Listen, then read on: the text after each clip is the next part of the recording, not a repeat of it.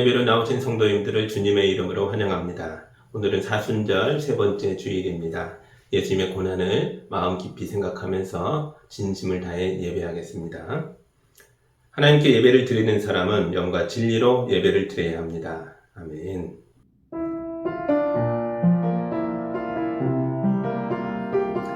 사랑의 하나님 아버지, 십자가의 고난이 우리를 살려내시고 하나님의 백성으로 삼게 되는 주님의 역사가 나타나는 주님의 능력인 줄 믿습니다. 주님, 우리의 삶에서도 크고 작은 어려움들이 있지만 이 모든 것들 속에서 믿음을 지키고 뜨겁게 기도하면서 주의 이름을 부르며 살아나갈 때에 모든 게 다 은혜가 될 줄 믿습니다. 우리 가운데 임하셔서 역사하여 주옵소서. 예수님의 이름으로 기도합니다. 아멘. 사도신경으로 우리의 신앙을 함께 고백하겠습니다.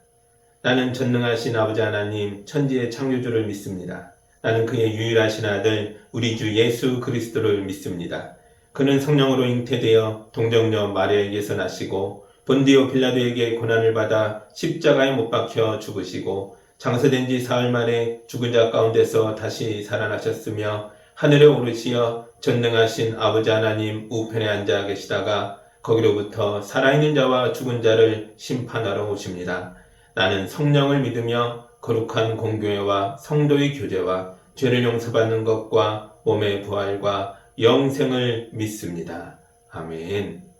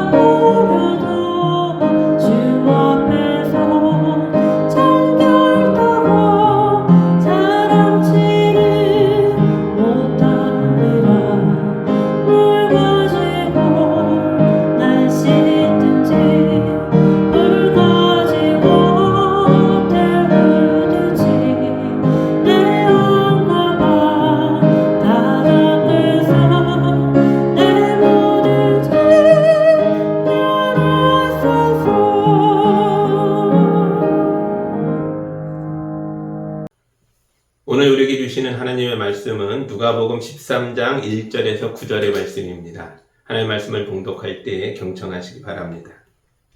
바로 그때에 몇몇 사람이 와서 빌라도가 갈릴리 사람들을 학살해서 그 피를 그들이 바치려던 희생제물에 섞었다는 사실을 예수께 일러드렸다. 예수께서 그들에게 대답하셨다. 이 갈릴리 사람들이 이런 변을 당했다고 해서 다른 모든 갈릴리 사람보다 더 큰 죄인이라고 생각하느냐? 그렇지 않다. 내가 너에게 말한다. 너희도 회개하지 않으면 모두 그렇게 망할 것이다. 또 실로암에 있는 탑이 무너져서 치여 죽은 18사람은 예루살렘에 사는 다른 모든 사람보다 더 많이 죄를 지은 사람이라고 생각하느냐? 그렇지 않다. 내가 너에게 말한다. 너희도 회개하지 않으면 모두 그렇게 망할 것이다. 예수께서는 이런 비유를 말씀하셨다. 어떤 사람이 자기 포도원에다가 무화과 나무를 한 그루 심었는데 그 나무에서 열매를 얻을까 하고 왔으나 찾지 못하였다. 그래서 그는 포도원지기에게 말하였다. 보아라, 내가 새해나 이 무화과 나무에서 열매를 얻을까 하고 왔으나 열매를 본 적이 없다. 찍어버려라. 무엇 때문에 땅만 버리게 하겠느냐. 그러자 포도원지기가 그에게 말하였다. 주인님, 올해만 그냥 두십시오. 그동안에 내가 그 둘레를 파고 거름을 주겠습니다. 그렇게 하면 다음 철에 열매를 맺을지도 모릅니다. 그때에 가서도 열매를 맺지 못하면 찍어 버리십시오. 아멘. 잠깐 기도합니다. 하나님 감사합니다. 사순절의 기간을 통해서 주의 말씀을 깊이 묵상하도록 인도해 주셔서 감사합니다. 이 말씀이 우리 마음 깊이 새겨져서 하나님의 은혜를 깨닫고 담대하게 살아나가는 성도로 일어날 수 있도록 도와주옵소서. 예수님의 이름으로 기도합니다. 아멘. 지난주에 봤던 것처럼 예수님은 변화산에서 가장 아름답게 빛이 나셨습니다. 그러나 변화산 사건은 예수님 생애에서 가장 뾰족한 봉우리이기도 합니다. 예수님의 인생은 이 변화산에서부터 계속 내리막길을 걷게 될 것이거든요. 이 내리막길의 종착지가 바로 십자가였고 무덤이었습니다. 누가복음은 마치 순례길을 따라가는 순례자처럼 예루살렘으로 가시는 예수님의 발걸음을 함께 걸어가듯이 다양한 인간 무상들을 만나는 현장들을 보여주고 있습니다. 예수님이 십자가까지 걸어가신 길은 조용한 시골길이 아니었다는 거예요. 그 길은 다양한 사연을 가진 사람들이 불쑥불쑥 출몰하는 그런 길이었습니다. 이 길에서 나타났던 사람들 중에 뇌전증에 걸린 아들을 데리고 온 아버지가 있었습니다. 귀신 들려서 벙어리가 된 사람도 있었습니다. 이 길에서 제자들은 누가 높은지를 가지고 서열 정리해보자고 서로 멱살을 잡고 싸웠습니다. 사마리아 지역의 어떤 마을에서는 마을 사람들에게 쫓겨나는 수모를 겪기도 하셨습니다. 모두 어렵고 힘든 사람들이었고 상대하기가 매우 껄끄럽고 불편한 사람들이었습니다. 그런데도 예수님은 이 험한 길에서 마주치게 되는 사람들을 외면하지 않으셨습니다. 예수님은 그들의 이야기를 들으셨고 그들의 어려움을 해결하려고 애쓰셨고 그들을 모두 하나님 백성으로 만들려고 노력하셨습니다. 오늘은 사순절 세 번째 주일입니다. 여러분은 어떤 사순절 기간을 보내고 계십니까? 예수님이 그러셨던 것처럼 순례자의 마음으로 여러분에게 주어진 시간들을 걸어가 보시기 바랍니다. 여러분의 인생길에서 불쑥 튀어나오는 사람들을 외면하지 마시고 그들에게 말을 걸어주시고 손을 잡아주시고 예수의 복음을 전하고 거룩한 하나님의 나라가 있다는 것을 가르쳐 주시기 바랍니다. 이것이 바로 걸으면서 하는 묵상입니다. 여러분의 마음을 가득 채우고 있는 예수의 말씀이 여러분의 몸을 통해 흘러나와서 여러분의 가족과 이웃을 복되게 하기를 우리 주 예수 그리스도의 이름으로 축복합니다. 아멘. 예수님의 여행은 천천히 느리게 진행되고 있는데요. 그래도 이제는 예루살렘에 가까워졌나 봅니다. 왜냐하면 예루살렘으로 가는 길이 순례자들로 북적이고 있었기 때문입니다. 12장 1절을 먼저 읽어드리겠습니다. 그동안에 수천 명이나 되는 무리가 모여들어서 서로 밟힐 지경에 이르렀다. 예수께서는 먼저 자기 제자들에게 말씀하셨다. 너희는 바리새파 사람의 누룩 곧 위선을 경계하여라. 아멘. 우리는 이 구절에서 예수님이 드디어 예루살렘 근처까지 왔구나라는 걸 알 수 있었습니다. 유대인의 3대 명절 중에 하나인 유월절이 다가오고 있었습니다. 이런 커다란 명절에는 원근각처에서부터 순례자들이 예루살렘을 향해 모여들겠죠. 그래서 예루살렘에 가까이 오면 올수록 사람들이 점점 더 많아지는 거죠. 수천 명이 모여 서로 밟힐 지경이 된 채로 함께 걷게 되는 겁니다. 두 번째가 이런 거죠. 예루살렘으로 가는 순례자들이 예수님이 하시는 말씀에 대해서 관심이 많았다는 걸 알 수 있습니다. 이 많은 사람들이 예수님이 무슨 말씀을 하시나 귀를 기울이고 있습니다. 사람들에게 섞여서 걸어가시면서 제자들과 대화를 나누는 거였는데도 사람들이 이런 사적 대화도 놓치지 않으려고 귀를 기울였다는 거죠. 그리고 세 번째는 이런 겁니다. 예수님이 제자들과 나누고 계시는 대화의 내용이 대단히 위험한 내용이었습니다. 사회 지도층인 바리새파 사람들을 비판하는 이야기를 하고 계셨거든요. 그들의 누룩을 조심해라. 이런 위험한 주제로 말씀하시는데도 사람들이 조용히 듣고 있었습니다. 이것은 함께 가고 있는 사람들이 예수님이 하시는 말씀에 공감했다는 뜻입니다. 수천 명의 사람들이 모였습니다. 그들 속에 영향력을 끼칠 수 있는 인물이 함께하고 있습니다. 그 인물은 사회 지도층에 대해서 비판적인 생각을 가지고 있었습니다. 뭔가 수상하고 위험한 공기가 흐르고 있는 걸 느낄 수 있을 겁니다. 지금 예수님 주변은 압력밥솥에 수증기가 가득 차서 김이 칙칙칙칙 하고 나오는 상태와 비슷했습니다. 이런 상황에서 예수님이 사람들의 마음에 불을 지르는 그런 말씀을 한마디라도 하신다면 수증기로 가득 차 있던 압력밥솥이 펑 하고 터질 수도 있는 상황이었습니다. 로마의 입장에서 보면 가이사랴가 예루살렘보다 훨씬 더 중요한 도시입니다. 가이사랴에는 로마를 오고 가는 배들이 들어오는 항구가 있습니다. 가이사랴에는 로마식 경기장이 있어서 전차 경주도 열립니다. 가이사랴에는 로마식 시장도 있어서 사치품들이 거래되고 있습니다. 무역항입니다. 가이사랴에는 빌라도 총독의 집도 있어서 정치의 중심지이기도 했습니다. 그래서 유다 지방에 주둔하고 있는 로마 군대 중에 가장 강력한 군대가 가이사랴에 병영을 두고 있었습니다. 그러나 명절 때가 되면 일시적으로 예루살렘이 가장 중요한 도시가 된다는 거죠. 순례자들이 뿜어내는 열기가 예루살렘을 가득 채우고 있기 때문에 언제, 어디서, 어떻게 폭동이 일어날지 모르는 상황이 됩니다.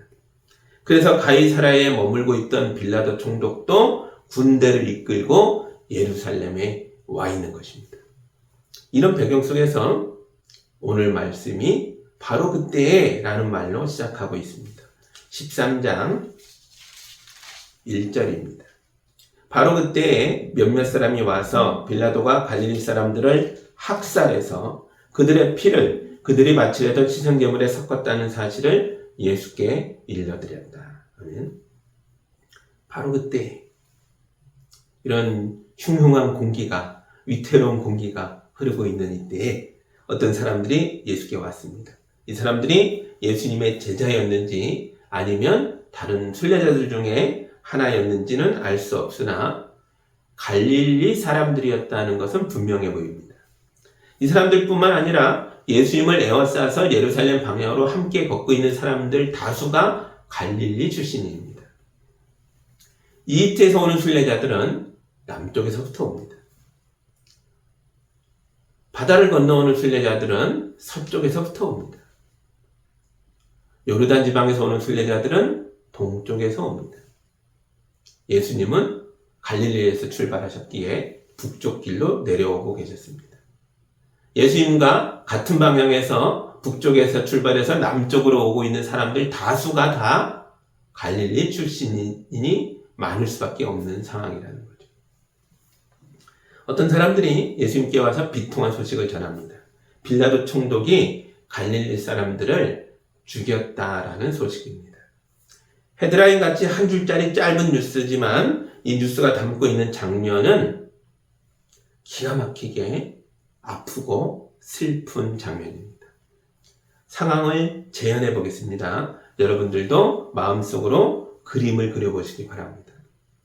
죽은 사람들은 명절을 맞아 예루살렘에 왔던 순례자들이었습니다. 그들은 제사용 제물을 파는 가축시장에 가서 신중하게 소와 양을 골랐겠죠. 그리고 그 소와 양을 성전에 가지고 가서 제사장에게 검사를 받았을 겁니다. 그리고 그 소와 양을 잡아 제단에 올리고 너무나 경건하게 기도했겠죠. 그런데 로마 총독 빌라도가 군인들을 데리고 성전에 들어갔습니다. 로마 사람인 빌라도 총독이 유대인의 제사는 어떻게 드려지나 궁금해서 왔을지도 모릅니다. 아니면 혹시 모를 사태에 대비해서 감시하러 왔을 수도 있겠죠. 그것도 아니라면 갈릴리 사람들 속에 지명수배자가 있다는 첩보가 있어서 불이 나게 달려온 것일 수도 있습니다. 이유가 무엇이든지 간에 이방인이 성전에 들어온 겁니다. 종교적으로 거룩한 곳에 들어올 수 없는 사람들이 무단으로 들어온 겁니다. 그래서 제물을 바치던 순례자들이 거칠게 항의합니다. 경건한 마음으로 순례길을 걸어서 온 갈릴리 사람들이 소와 양을 신중하게 골라 제물로 바치며 기도하던 사람들이 빌라도와 로마 군인들의 앞을 가로막으면서 성전에서 나가라고 호통쳤겠죠. 그러자 군인들이 칼을 뽑았고 갈릴리 사람들을 마구 죽였습니다. 죽어가는 사람들의 몸에서 뿜어져 나온 피가 그들이 드리고 있던 제물에 뿌려졌습니다. 너무나 비참한 상황이죠. 이런 소식을 전해 들은 순례자들의 마음에도 비통함이 가득 찼습니다. 갈릴리 사람들은 더 많이 화가 났고 크게 흥분했습니다. 압력밥솥의 수증기가 가득 차서 곧 폭발할 것 같았습니다. 근데 실제는 폭발하지 않았습니다. 사람들의 속마음은 겉으로 보이는 모습과 차이가 많이 있습니다. 누군가가 빌라도에게 달려가서 항의하면 좋겠지만 그 누군가가 나는 아닌 겁니다. 이런 마음을 가진 사람들이 소식을 전해준 사람들에게 물었을 겁니다. 그런 일이 일어났는데 성전의 제사장들은 뭐 했나요? 성전의 수비대는요? 다른 순례자들은요? 헤롯 왕은요? 예루살렘의 귀족들은요? 다 뭐 했나요? 그 뒤에 어떤 조치가 있었는지는 알려진 바가 없습니다. 제사장들은 아무 말도 하지 않은 채 가만히 있었습니다. 성전의 수비대도 움직이지 않았습니다. 성전에 모여있던 순례자들도 다 침묵을 지켰습니다. 빌라도와 빌라도의 군대가 성전에서 빠져나가는 걸 다 지켜만 봤습니다. 헤롯 왕도 예루살렘의 귀족들도 나서는 자가 하나도 없었습니다. 그러므로 나도 가만히 있지 않으면 안 되는 거죠. 내가 나서면 내가 죽는 겁니다. 소식을 들은 무리도 잠깐은 흥분했겠지만 이내 체념하게 됐을 겁니다. 이대로 폭동을 일으킬 생각이라면 행동하겠지만 폭동을 일으킬 자신이 없다면 가만히 있어야죠. 문제는 그 다음입니다. 나는 가만히 있습니다. 그런데 내 속마음은요, 끓어오르고 있잖아요. 스스로 생각해도 비굴하고 비참한 감정을 가지고 있는 게 너무 불편하죠. 어떻게든 이 감정을 풀어내야겠습니다. 이럴 때 대부분의 사람들이 가해자가 아니라 피해자를 비난합니다. 그 사람들도 가만히 있었어야지. 왜 총독에게 덤벼기는? 갈릴리 사람들은 너무 흥분을 잘해서 탈이야. 제명대로 살려면 그놈의 성질머리 좀 죽여야 돼. 예수님도 주변에 사는 소리들을 들으셨던 것 같아요. 그래서 예수님이 그들에게 이런 말씀을 하셨습니다. 2절입니다. 예수께서 그들에게 대답하셨다. 이 갈릴리 사람들이 이런 변을 당했다고 해서 다른 모든 갈릴리 사람들보다 더 큰 죄인이라고 생각하느냐? 그 사람들이 피해를 입은 살해당한 억울하게 죽은 사람들이 죄인들이냐? 너희들 보기에 죽을만 했느냐? 3절입니다. 그렇지 않다. 내가 너에게 말한다. 너희도 회개하지 않으면 모두 그렇게 망할 것이다. 제가 고등학교 때 우리 반 아이 하나가 밤길을 걷다가 깡패를 만났고 깡패와 싸우다가 칼을 맞았습니다. 다행히 큰 부상은 아니어서 며칠 있다가 학교에 다시 왔는데요. 그때 담임 선생님이 그 아이를 모든 아이들이 보는 앞에 이렇게 세워가지고 야단을 쳤습니다. 왜 밤길에 싸돌아다녀서 그런 일을 당했냐라고 호통을 치셨습니다. 밤길에 싸돌아다니는 학생은 칼을 맞아도 된다는 법입니까? 말도 안 되죠. 엉뚱하게 선생님이 가해자가 아니라 피해자를 혼낸 겁니다. 우리는 이런 일을 하는 사람을 2차 가해자라고 부릅니다. 2차 가해도 가해입니다. 모두 회개해야 합니다. 회개하지 않으면 하나님이 심판하실 것입니다. 예수님은 얼마 전에 일어났던 사회적 재난에 대해서도 말씀하셨습니다. 4절입니다. 또 실로암에 있는 탑이 무너져서 치여 죽은 18사람은 예루살렘에 사는 다른 모든 사람보다 더 많이 죄를 지은 사람이라고 생각하느냐? 실로암 탑이 무너져서 예루살렘에 있는 그 실로암 연못가의 탑이 무너져서 그 밑에 있던 18명이 깔려 죽었다는 거예요. 탑을 부실하게 만든 사람이 있겠죠. 탑이 약해졌는데도 통제하지 않은 당국자들이 있었겠죠. 명절이라고 사람들이 몰려들고 있는데도 질서 유지를 하지 않았던 이걸 소홀하게 한 관리들이 있었겠죠. 이런 일이 다시는 일어나지 않도록 철저하게 진상을 규명해서 문제점들을 보완해야 합니다. 그러나 사람들은 무너진 탑에 깔려 죽은 사람들을 비난하고 있습니다. 하필 그 시간에 왜 그곳에 있었냐는 거죠. 큰 죄가 있는 사람이라 날벼락을 맞았다는 거죠. 뭔가 기시감이 들지 않습니까? 우리 시대에도 비슷한 일들이 있다는 겁니다. 20년 전인 2004년 12월 26일 성탄절 다음 날 인도네시아 스마트라 인근 해역에서 무려 진도 9.3의 어마어마한 대지진이 발생했습니다. 바다에서부터 쓰나미가 일어나 놀랍게도 100m가 넘는 거대한 파도가 주변 해변을 다 휩쓸었습니다. 그때 죽은 사람들이 30만 명입니다.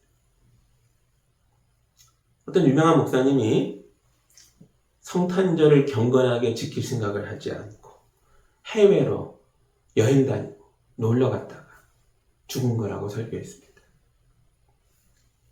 3년 전인 2022년 10월 29일 용산구 이태원에서 축제를 즐기던 사람들이 많이 죽었을 때에도 왜 하필 그 시간에 그곳에 있었냐고 말하는 사람들이 있었습니다. 이 사람들이 할로윈 귀신 축제에 갔기 때문에 죽었다는 겁니다. 벌 받았다는 거예요. 우리 예수님은 이런 주장을 하는 사람들에게 이렇게 단호하게 말씀하십니다. 5절입니다. 그렇지 않다. 내가 너에게 말한다. 너희도 회개하지 않으면 모두 그렇게 망할 것이다. 예수님의 눈에는 성전에서 희생당한 사람들의 죄가 보였습니다. 그리고 동시에 그 갈릴 사람들을 죽인 빌라도와 군대의 죄도 보이는 거죠. 그것만이 아닙니다. 시선자들을 향해서 뭔가 죽을 만한 일을 했겠지. 이렇게 결론을 내리는 사람들의 이 무리의 죄도 보였습니다. 예수님 눈에는 실로암의 탑을 부실하게 지은 사람들의 죄가 보였습니다. 예수님 눈에는 이태원에 많은 사람들이 몰려들 걸 알면서도 통제하지 않은 사람들의 죄가 보였습니다. 예수님 눈에는 엄청난 참사가 일어났는데도 슬픔을 위로하는 사람이 없고 잘못을 반성하는 사람이 없고 이런 참사를 다시 일어나지 않게 하자고 대비하며 노력하는 사람도 없고 책임지려는 사람 하나도 없는 우리 모두의 죄가 보였다는 거죠. 서로 비난하는 건 그것만 가지고 우리 죄를 해결할 수는 없습니다. 우리 사회에 죄가 가득하면 그 죄값은 결국 나에게도 오는 겁니다. 내 가족이 당할 수도 있는 겁니다. 그러므로 세상에 가득한 죄를 보면서 내가 아니라서 다행이다 이렇게 말하는 게 아니라 그게 바로 내 죄입니다. 가슴을 치며 우리 모두가 함께 회개해야 합니다. 세상의 죄와 고통과 죽음을 보며 가슴을 치고 회개하는 일은 나중으로 미룰 수 있는 일이 아닙니다. 지금 당장 해야 하는 일입니다. 우리가 지금 회개하지 않으면 이 죄가 반복될 것이고 그 죄로 인한 억울한 죽음과 멸망도 반복될 것입니다. 회개가 뭡니까? 잘못했습니다. 이렇게 고백하면 회개한 겁니까? 그렇지 않다는 걸 우리가 이미 알고 있죠. 어떤 사람들은 막 폭력을 휘두르고 막 가족을 괴롭히고 나서 막 잘못했다고 그래요. 무릎 딱 꿇고 다시는 안 그럴게 막 이럽니다. 그리고 술 한잔 먹으면 또 그러잖아요. 잘못했다는 말을 반복해서 하는 건 회개가 아닙니다. 행동이 따라줘야죠. 삶을 고쳐내야죠. 우리가 어떻게 해야 합니까? 우리가 죄를 회개해야 한다는 게 어떻게 해야 하는 것입니까? 우리 가정을 물들이고 있는 이 죄를 어떻게 해결해야 하겠습니까? 우리 사회를 어둠에 빠뜨리고 있는 이 죄악을, 이 사회적 참사가 일어나는 이런 현장들을 우리가 어떻게 해결할 수 있겠습니까? 예수님의 말씀을 들어보십시오. 예수님께서 이 진정한 회개에 관해서 한 비유의 말씀을 하셨습니다. 어떤 사람이 자기 포도원 안에 무화과 나무를 한 그루 심었다는 거예요. 그런데 이 나무가 아무리 기다려도 열매를 맺지 않는 거예요. 그래서 주인이 화가 나서 포도원지기에게 말했습니다. 그 나무 뽑아버려라. 심은 지 3년이 넘었는데 아직도 열매가 없다. 찍어버려라. 왜 땅만 버리냐. 그러자 포도원지기가 주인에게 말합니다. 주인님, 올해만 그냥 두십시오. 그동안에 내가 그 둘레를 파고 거름을 주겠습니다. 그렇게 하면 다음 철에는 열매를 맺을지도 모릅니다. 그때 가서도 열매를 맺지 못하면 그때 찍어버리십시오. 우리가 할 일이 뭐겠어요?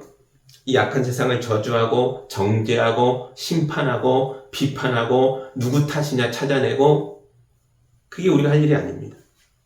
교회가 세상 속에서 하는 일은 두루 파고 거름을 주고 물을 주어서 이 나무에 생명을 공급하는 것입니다. 우리가 예수의 사랑으로 이 세상이라는 나무에다가 물을 주는 거죠. 은혜를 베푸는 거죠. 그래서 아름다운 열매를 맺을 수 있도록 기다려주는 겁니다.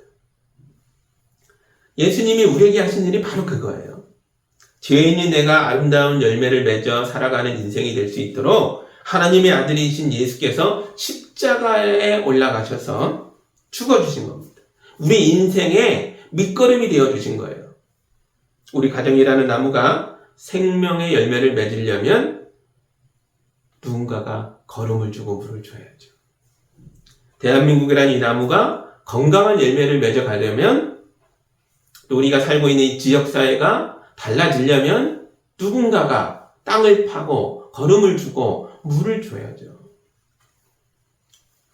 우리가 나무에게 강제로 열매 맺게 할 수는 없습니다. 열매는 그 나무가 맺어야 합니다. 그러나 좋은 포도원 지기는 될 수 있다는 거죠.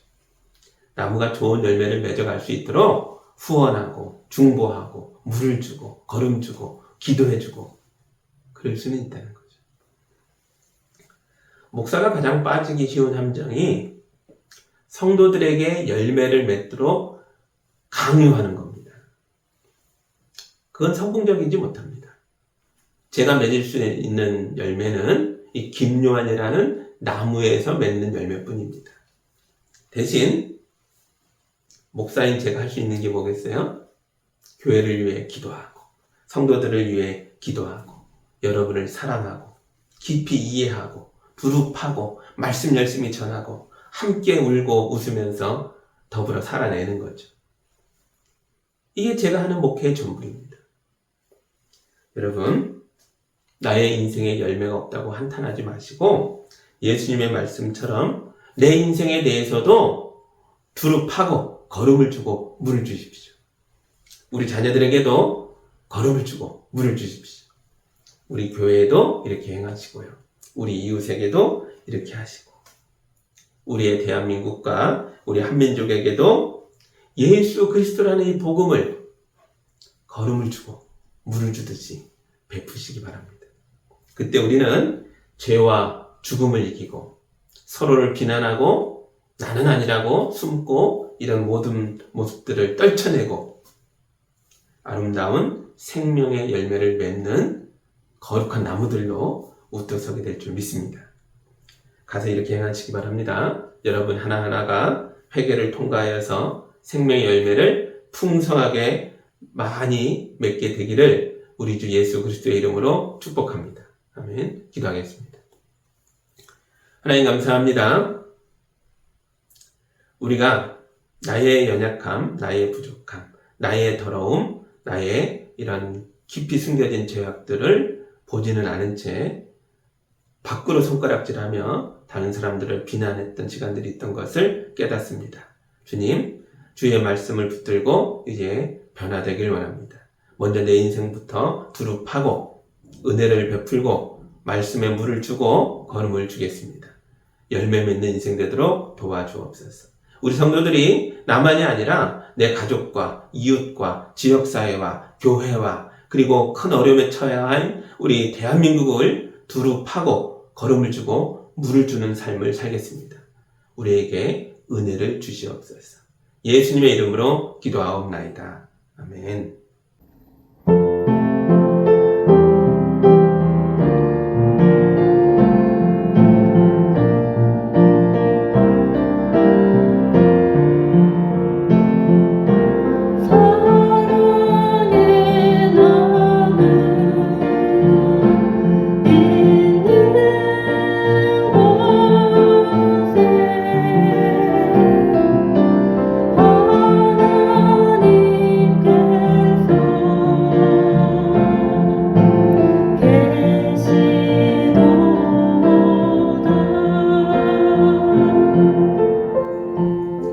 사랑하는 하나님 아버지, 우리 성도들이 거룩한 예물을 주님께 올려드렸습니다. 이 귀한 예물이 하나님의 영광을 위하여 쓰이게 하여 주옵소서.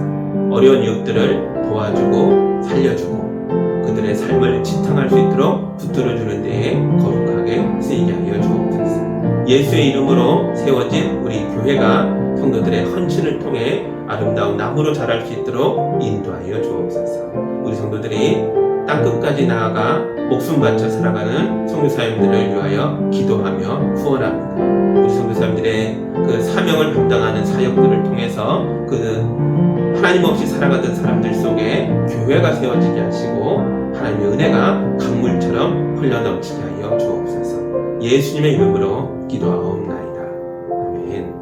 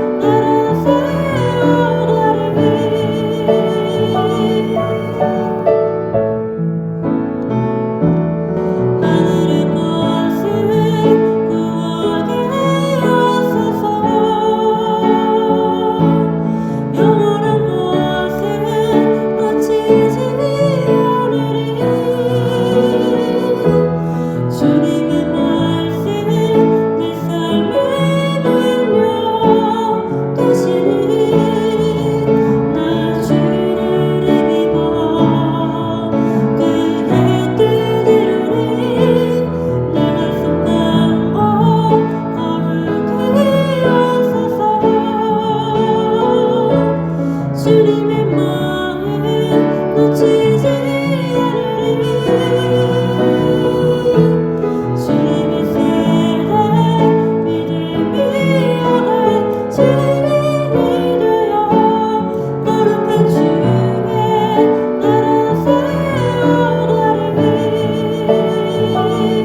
거룩한 주의 나라 세워가리.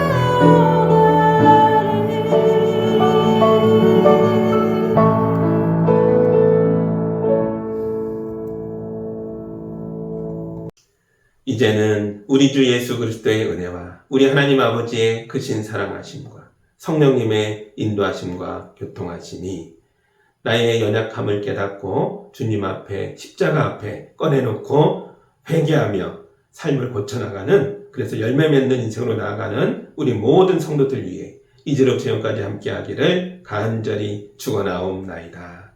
아멘.